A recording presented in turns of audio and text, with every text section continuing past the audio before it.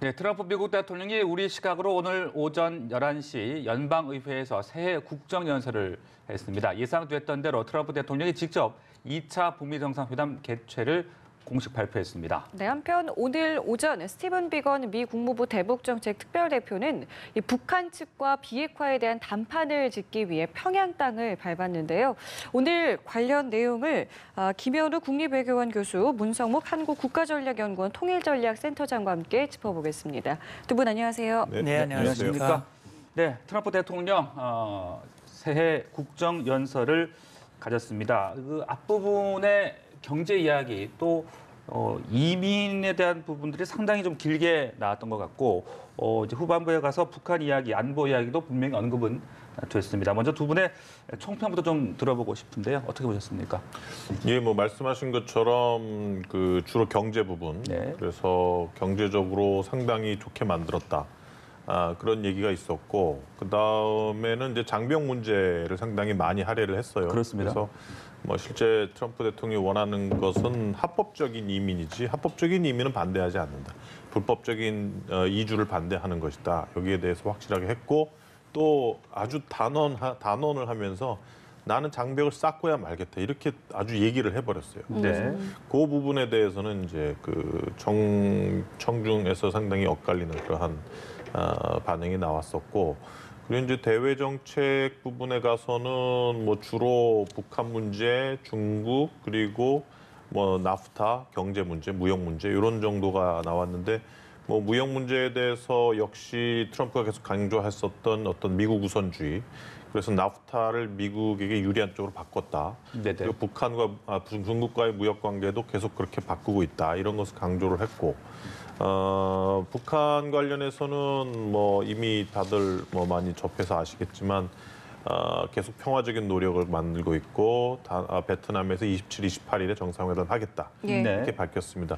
또 하나 특이한 것은 그 INF 그러니까 이제 중거리 그 인터미디엇 뉴클리어 트리티라 그래서 중거리 핵 무기를 이제 줄이는 그러한 협정을 러시아와 맺었는데 그걸 깨겠다고 하면서 뭐 중국을 끌어들여서 다시 한번 이거를 새롭게 만들어도 되지만 뭐 중국이 호응하겠느냐 이런 얘기를 했어요. 그래서 주로 외교 정책에서 큰 틀에서 본다면 아메리카 퍼스트, 예. 즉 나토 국가들의 어떤 분담금도 올리고 뭐 그랬다. 그러면서 이제 미국의 어떤 그 분담이나 어떤 이익 이런 것을 뭐 좀 공평하게 다른 국가로 뭐 넘기겠다. 이것이 첫 번째였고 두 번째는 중국 때리기, 무역 문제라든지 그리고 어떤 그 중장거리 그 핵미사일을 계속 개발하는 중국을 압박하기 위해서 INF 조약을 깨겠다. 이런 것이 한 중점적인 내용이지 않았는가 싶습니다. 네. 제 소장님은 어떤 점이 좀 눈에 띄셨어요? 예, 그러니까 뭐 전반적으로는 뭐 김 교수님과 생각이 같고요. 네. 다만 우리의 관심은 이제 우리와 관련돼 있는 북한 핵 문제에 대해서 트럼프 대통령이 어떤 발언을 했는가, 예. 또 중국과 관련해서는 어떤 입장인가 하는 부분인데, 뭐 중국과는 지금 무역 전쟁을 벌이고 있고, 또 고위급 또는 차관급 이렇게 지금 미중 간의 협상이 진행되고 있는데, 사실 지금 90일간의 휴전을 해놓고 그 데드라인이 이제 3월 1일로 알고 있거든요. 그러니까 지금 상당히 의견 접근이 됐고 트럼프 대통령도 아주 협상이 잘 되고 있다고 그랬고 시진핑 주석을 직접 원망하거나 비판하지는 않겠다. 앞선 지도자들이 중국을 그렇게 만들었다. 앞선 지도자들에 대한 불만을 얘기를 했어요. 예. 그러면서 어쨌든 미국이 손해보는 그런 일은 없도록 하겠다라고 하는 걸 분명히 했고 그래서 중국에 대한 강한 의지를 다시 한번 얘기하면서 동시에 북한과 관련해서는 자신이 한 일이 굉장히 잘한 일이고 가시적인 성과가 있었다. 15개월 동안 자신이 한 일을 돌이켜보면 만약에 자신이 대통령이 되지 않았다면 아마 전쟁을 지금 치르고 있을 것이다라고 네. 얘기를 하면서 이제 이번 협상에 대한 어떤 기대감이랄까 이런 것들을 얘기를 했는데 이제 중요한 거는 네. 과연 6.12 정상회담에 대한 평가는 사실 상당히 부정적인 내부적인 평가를 보면 부정적인데 과연 이번 2차 북미 정상회담을 통해서 그 부정적인 평가를 뛰어넘는 정말 트럼프 대통령 말대로 한반도의 평화를 가져오는 그런 비핵화 협상이 될 수 있느냐 하는 게 이제 관심이 되겠지요. 네. 지금 베트남인데 트럼프 대통령이 오늘 어느 도시인지는 발표하지 않았는데 그 의미를 어떻게 좀 봐야 되는 겁니까? 글쎄 뭐 베트남의 어느 도시라고 이미 확정은 돼 있을 거고요. 네. 근데 그 김정은 위원장의 경호 문제 때문에 아마 특정 도시를 아직까지 밝히긴 좀 어려운 것 같아요. 김정은 위원장이 뭐 아시겠지만 남북 정상회담 할 때도 그랬고 그 경호원들이 이제 거의 그 한 8명이 둘러싸고 계속 뛰어다니지 않았습니까?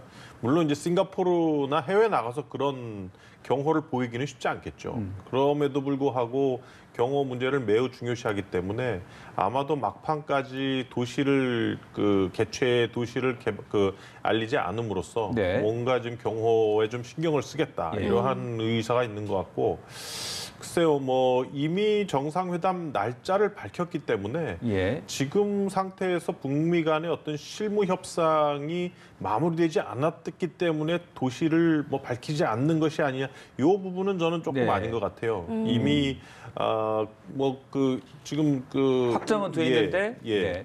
그래서 이제 그 신년 연설에서 트럼프 대통령이 이미 밝혔고 네. 그런 상태에서 이제 실무 협상을 비건 대표가 들어가 있는 상태이기 때문에 네. 그런 논리라면 오늘 신년 연설에서도 트럼프 대통령이 그 국가와 날짜를 밝히지 않았어야겠죠. 비건 대표가 갔다 와서 그 실무 협상의 결과를 보고 밝혔어야 되는 것인데 네. 만약 그래서 이제 지금 상태에서 실무 협상과 관련 없이 뭐 베트남 27, 28일 개최다라고 밝혔다는 것은 네. 어쨌든 뭐 하겠다는 걸 의사를 표명을 한 것이고 예. 뭐 북미 간의 실무 협상의 진전과 상관없이 어쨌든 뭐 베트남 27, 28일 뭐 그렇게 밝혔기 때문에 네. 뭐 도시를 안 밝혔기 때문에 뭐 실무 협상의 결과에 따라서 정상회담이 미뤄질 수도 있다 이런 논리는 제가 보기엔 조금 좀 과도한 해석이 아닌가 싶습니다. 글쎄요. 그 어떤 혹시 변수는 없을까요? 어떻게? 예, 이제 날짜와 또 국가를 밝혔기 때문에 네. 지금은 비건 대표가 이제 평양에 가서 실무 협상을 하는데 이것은 주로 의제와 관련된 내용일 겁니다. 그러니까 쌍방 정상이 만나게 되면 6.12 정상회담 때 합의했던 것과 같은 뭐 그게 227 성명이 될지 228 성명이 될지 모르겠습니다만 네. 그 성명의 문안을 만드는 그런 작업을 지금 스티브 비건과 김혁철이 하고 있다면 이제 예를 들어서 작년 6.12 회담 때도 의제와 관련된 협상 별도로 이제 의전이라든지 경호라든지 보도라든지 기타 행정과 관련된 이런 문제는 또 김창선이라고 하는 별도, 김정은의 집사가 별도로 백악관 비서실장과 만나서 협상을 했단 말이죠. 네. 그러니까 지금 제가 볼 때는 이 구체적인 도시를 밝히지 않는 것은 저는 김 교수님 생각과 비슷한데요. 그러니까 역시 북한으로서는 김정은 위원장의 경호가 가장 중요한 것인데 경호, 예. 그래서 해외에 나갈 때도 특히 중국에 갈 때 날짜를 잘 안 밝히고 그랬던 것도 경호 문제거든요. 예. 그러니까 아마 제가 생각할 때는 뭐 조금 전에 연합뉴스에서 다낭에 직접 뭐 특파원을 보내서 현지 분위기를 보도를 하시기도 네네. 했습니다만 다낭이 유력하게 지금 나오고는 있습니다. 그러니까 여러 가지 조건으로 봤을 때 유리하긴 하지만 아마 북측의 요청에 의해서 도시는 마지막 단계에서 밝히자라고 그렇게 합의했을 가능성도 있고요. 네.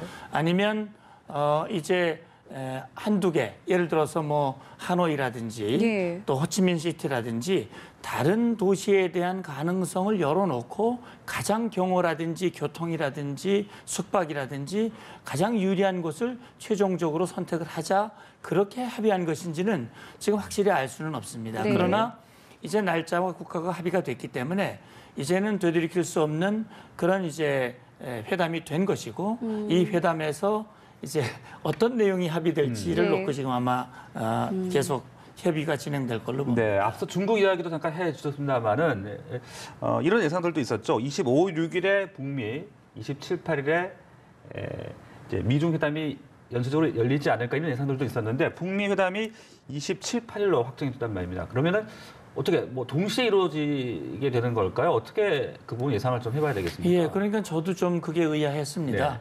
가장 좋은 수순은 지금 중국 측에서는 미중 정상회담을 그러니까 3월 1일 이전 데드라인 그 날짜 이전에 미중 정상이 만나서 최종 담판을 짓자 이렇게 합의를 한 상태이고 또 중국 쪽에서는 하이난도우 지금 해남성이니까 뭐 베트남하고 붙어 있단 말이죠. 그래서 그쪽에서 연쇄적으로 하지 않을까. 그렇다면 북미 정상회담을 먼저 하고 또 미중 정상회담을 뒤에 이어서 하면 사실 두 가지를 함께 해결해 낸다면 지금 이 국내적으로 어려움에 처해 있는 트럼프 대통령이 그 국면을 돌파하고 그 성과를 기반으로 다음 대선 국면으로 갈 수 있는 유리한 고지를 확보하는 것이 아니냐 이런 생각을 했는데 네네. 의외로 이 북미 정상회담이 27, 8일을 되면서 그러면 그 앞에 미중 정상회담을 할 것인가 아니면 그 뒤에 하루 이틀 뭐 더 좀 말미를 얻어가지고 할 것인지 그건 지금 알 수 없는데 이제 미중 고위급 회담이 2월 중순에 또 잡혀 있단 말이죠. 아마 그 과정에서 이런 교통 정리가 되지 않을까 하는 생각이 드는데 어쨌든 두 가지가 다 트럼프 대통령에게는 이번 국정연설에도 나왔습니다만 네. 가장 중요한 과제고 이걸 지금 해결하는데 중점을 두고 있지 않을까 하는 생각이 듭니다. 예. 네. 자, 두 분께서 말씀해 주신 것처럼 평양에서는 지금 북미 실무진이 마주 앉았습니다.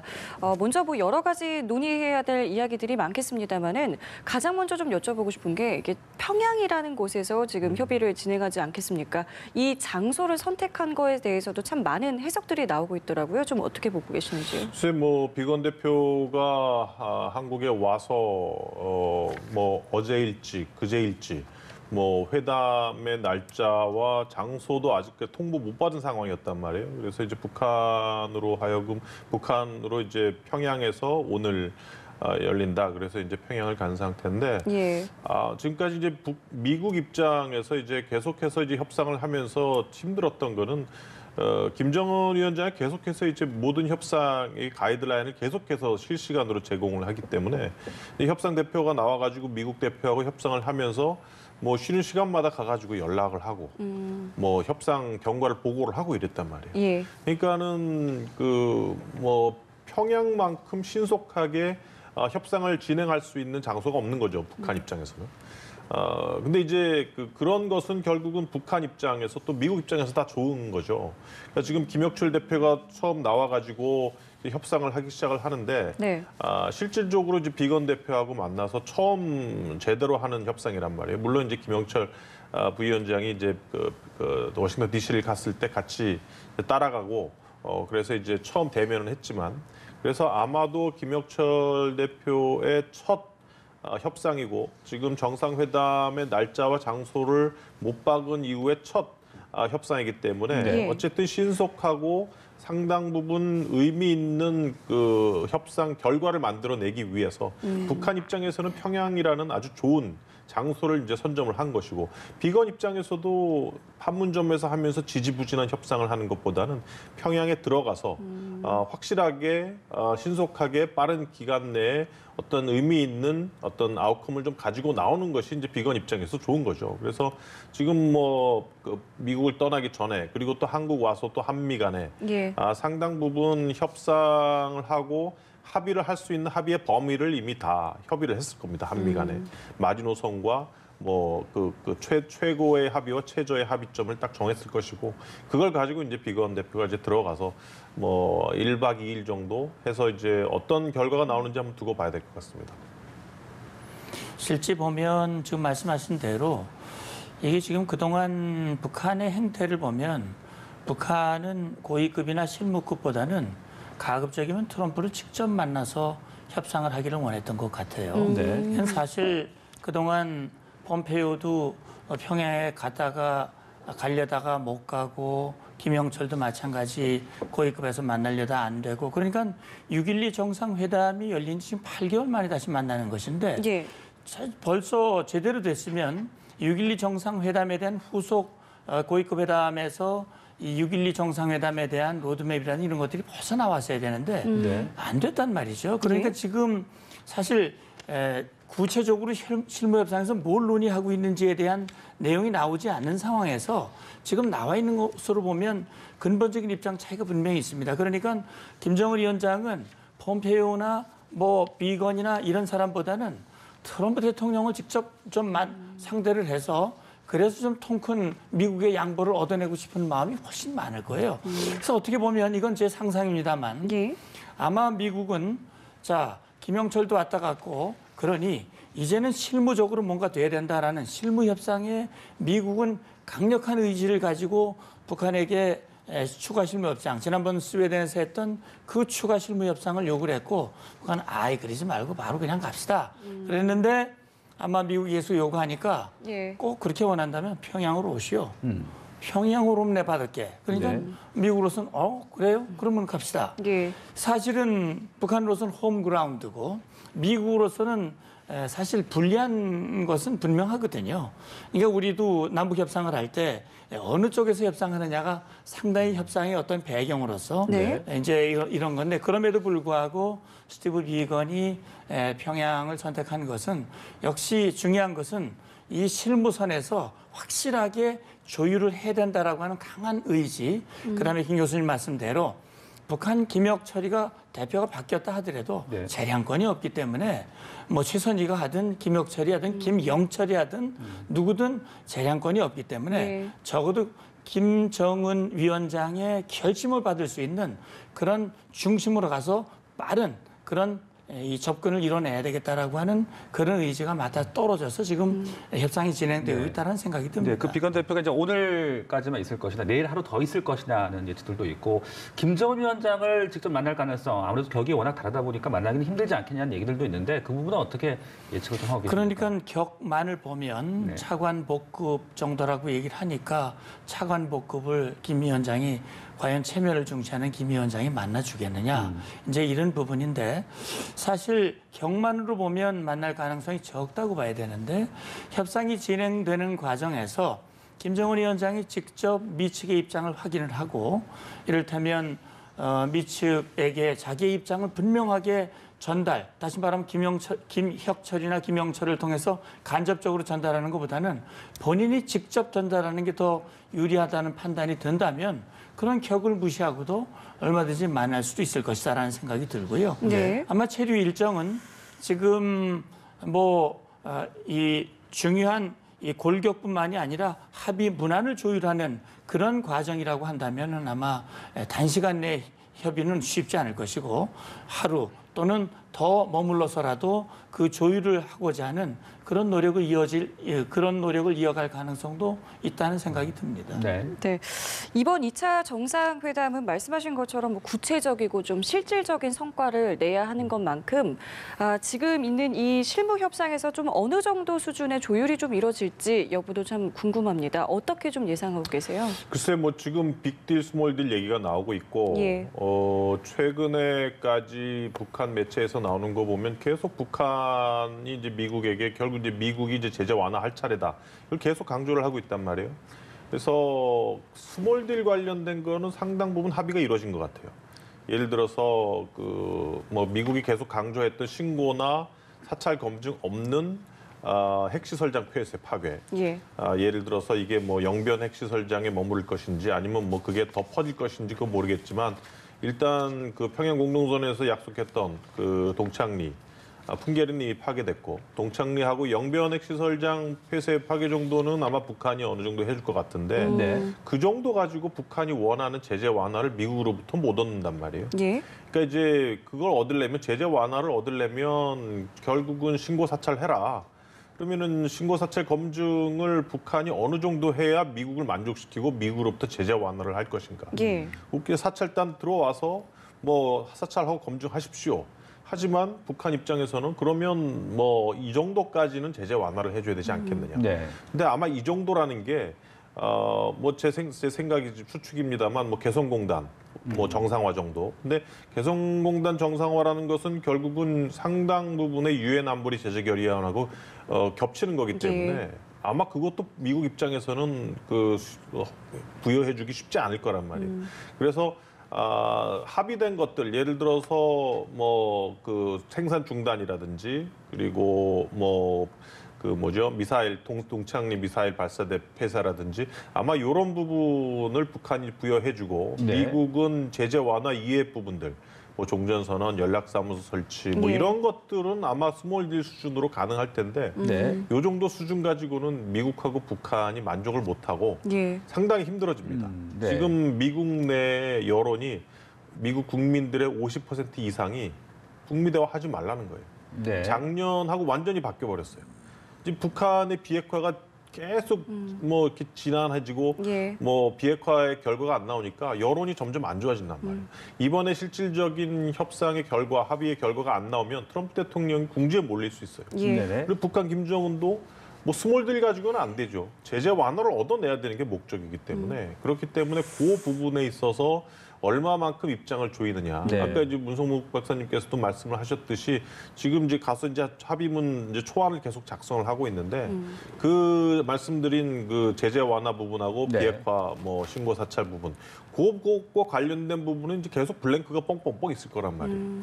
그거를 정상회담 이전까지 얼마나 블랭크 숫자를 줄이느냐. 네. 그리고 그 정상 간의 단독 화담에서 그 블랭크를 어떻게 메꾸느냐. 아마 이 부분들이 이제 앞으로 계속 남아있는 네. 숙제라고 보여집니다. 명령 핵시설 폐기 플러스 알파가 무엇이 될 것이냐, 또 미국의 상응 조치 어떻게 좀 조율을 해 나갈 것이냐, 끝으로 예상을 좀 해주시죠. 예, 그러니까 지금 뭐 빅딜, 뭐 스몰딜 이런 얘기를 하고 있는데 사실은 이미 무엇을 협의해야 할지에 대한 가이드라인은 나와 있는 거예요. 그러니까 국무부에서도 스티브 비건이 평양에 갈 때 분명히 얘기를 했습니다.